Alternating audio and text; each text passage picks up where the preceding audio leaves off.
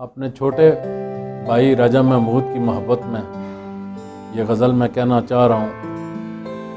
उम्मीद है कि आप लोग इस मेरे जज्बात को समझेंगे। कि तुम याद आते हो, कि तुम मुझे याद आते हो, कैसे जाके बताऊं कि तुम मुझे याद आते हो। तुम्हें किस तरह बुलाऊं कि तुम याद आते हो।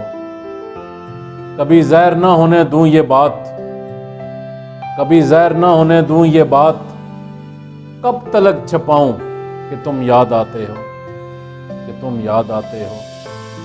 पूछा जब तबीब ने, पूछा जब तबीब ने तुम्हें क्या हुआ है।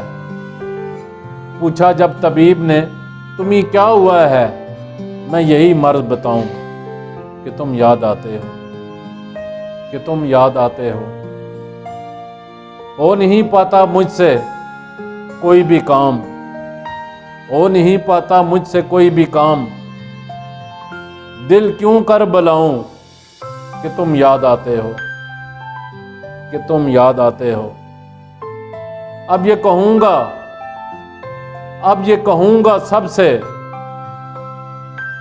बात और थी। अब ये कहूंगा सबसे, बात और थी।